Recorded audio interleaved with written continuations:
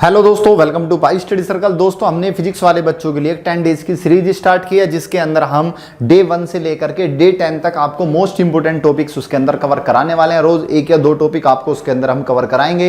ये वो टॉपिक्स हैं जो आपके एग्जाम में जिनके आने के चांस बहुत ज़्यादा हैं, तो आप वीडियो को बिल्कुल लास्ट तक देखें। और जो आप अभी तक आपने जो पहली वीडियोज़ नहीं देखी हैं, तो डे 1 से लेकर के डे 10 तक की सारी वीडियोज़ का लिंक आपको नीचे डिस्क्रिप्शन में मिल जाएगा। एक बार उनको जरूर चेकआउट करें। अगर आप फिजिक्स का कंप्लीट कोर्स देखना चाहते हो, उसको फिजिक्स के कोर्स को अच्छे से समझना चाहते हो, तो आप हमारी ऐप पर जाकर के फिजिक्स का कंप्लीट कोर्स खरीद सकते हैं। पीएससी पाई स्टडी सर्कल ऐप का जो ऐप है, ये हमारी, इसका नाम है पीएससी पाई स्टडी सर्कल।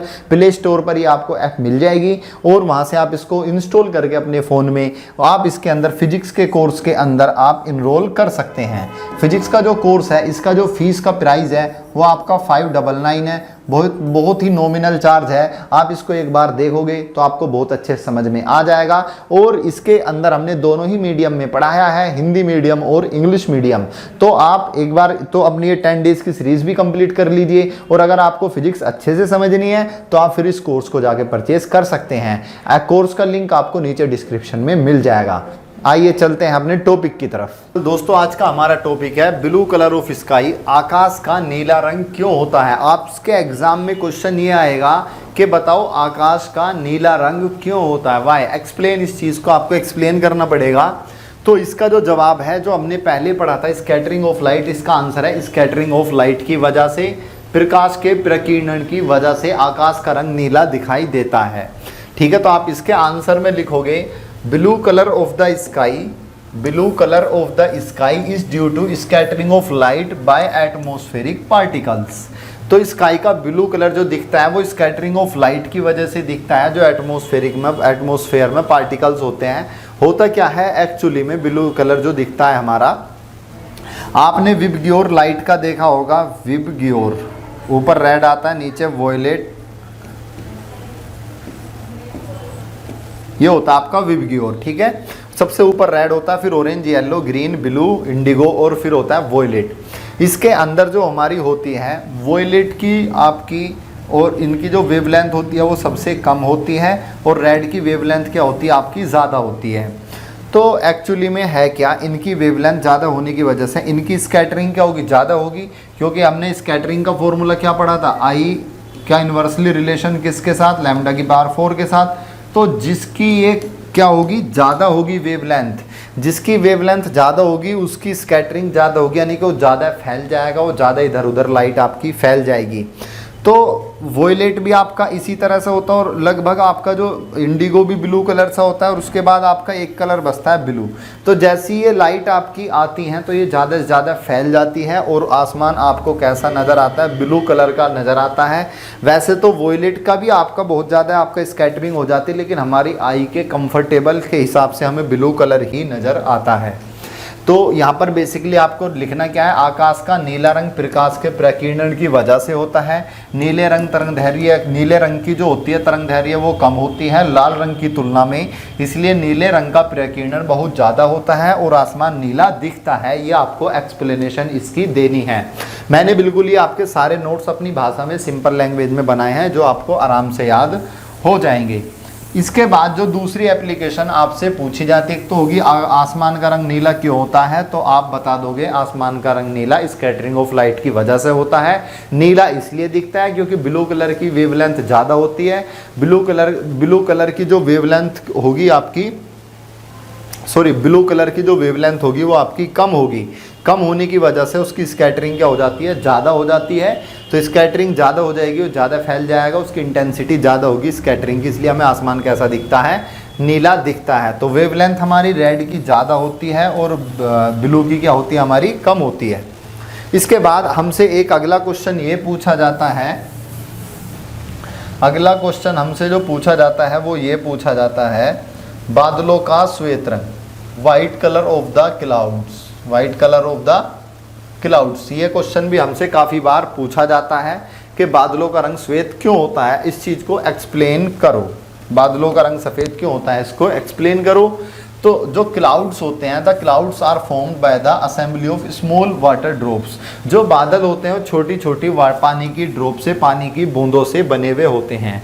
उनका जो साइज होता है, whose size becomes more than the average wavelength of the visible light.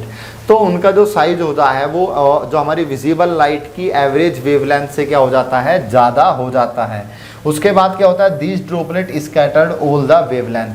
तो ये पानी की जो बूंदें होती हैं, ये आपकी जो भी वेवलेंथ होती है वहाँ पर, उसको सभी को क्या कर देते हैं, इक्वल इंटेंसिटी में डिस्ट्रीब्यूट कर देते हैं, स्कैटरिंग कर देते हैं। जब आपकी जो है हर कलर की वेवलेंथ के जो है वो वेवलेंथ जो है वो आपकी बराबर इंटेंसिटी में क्या हो जाएगी, स्कैटर्ड हो जाएगी, डिस्ट्रीब्यूट हो जाएगी, तो हमें रिजल्टेंट स्कैटर्ड जो लाइट नज़र आएगी वो कैसी नज़र आएगी, वाइट लाइट आपकी नज़र आएगी।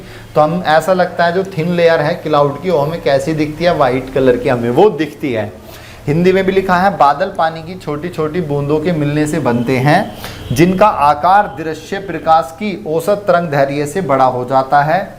ये बूंदें सभी तरंगदैर्घ्यों को लगभग समान तीव्रता से प्रकीर्णन कर देती हैं, अतः परिणामी प्रकीर्णित प्रकाश श्वेत होता है। इस प्रकार बादलों की पतली परत श्वेत प्रतीत होती है, सफ़ेद या दिखती है। ये था हमारा दूसरी इसकी एप्लीकेशन। तीसरा इसके अंदर हमसे क्या पूछा जाता है, तीसरा हमसे पूछा जाता है कि जब सूर्य उगता है और एक शाम को छिपता है तो उस टाइम पे हमें वो रेड कलर का क्यों नज़र आता है।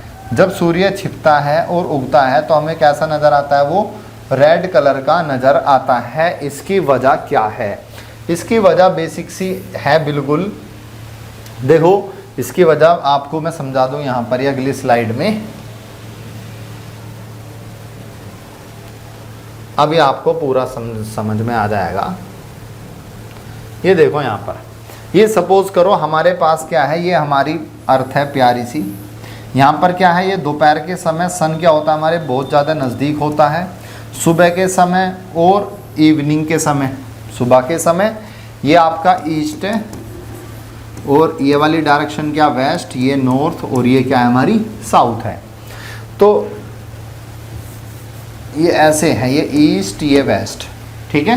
तो यहाँ से हमारा जब सन निकलता है सुबह को तो हमारे सन की जो है अर्थ से डिस्टेंस क्या होती है, बहुत ज़्यादा होती है। फिर जब सन सेट होता है जब भी बहुत ज़्यादा डिस्टेंस होती है। अब क्या होगा, विबग्योर के हिसाब से ऊपर रेड कलर आता है, नीचे वोयलेट या फिर ये ब्लू कलर, ये सारे आते हैं हमारे पास। अब जो ऊपर वाला रेड कलर है इनकी वेवलेंथ क्या होती है, कम होती है।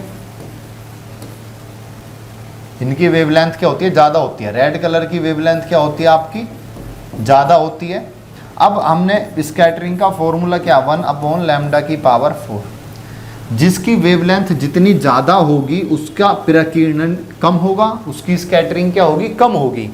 तो जब इतनी दूर से यहाँ से जैसे यहाँ तक हम आ पाते हैं तो केवल रेड कलर ही बच पाता है जिसकी स्कैटरिंग सबसे कम हो पाती है।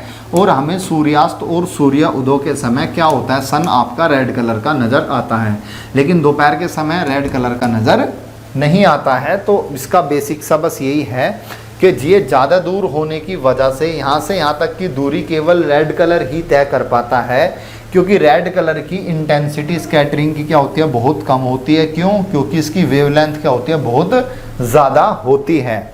सब में ज़्यादा वेवलेंथ जो होती है हमारी रेड कलर की होती है और वोयलेट की सबसे कम वेवलेंथ होती है। तो ये इसके अंदर आपको इसमें लिखना भी है, कैसे लिखेंगे वो देख लेते हैं। एरा तो red colour of the sun at sunrise and sunset, सूर्य उदय और तथा सूर्यास्त के समय सूर्य का लाल रंग। It is due to the reason that at the time of sunset and sunrise sun is at maximum distance. Sunrise के टाइम पर और सनसेट के टाइम पर जो सन होता है वो अपनी मैक्सिमम डिस्टेंस पर होता है फ्रॉम द अर्थ, अर्थ से। Due to maximum wavelength of red colour, red colour की मैक्सिमम वेवलेंथ के होने की वजह से दिस डिस्टेंस, जो ये डिस्टेंस होती है, this distance can be achieved by the red colour, ये डिस्टेंस केवल रेड कलर ही आपका अचीव कर पाता है। Therefore sun appears red at the time of sunset and sunrise, तो इसलिए सन हमारा कैसा दिखता है, सूर्य हमारा उगते टाइम, सनराइज और सनसेट के टाइम पर कैसा रेड कलर नज़र आता है। क्यों? वेवलेंथ मैक्सिमम होने की वजह से। वेवलेंथ आपकी मैक्सिमम हो गई तो इंटेंसिटी क्या हो जाएगी? मिनिमम हो जाएगी, क्योंकि इन्वर्सली रिलेशन है, व्युत्क्रमानुपाती है।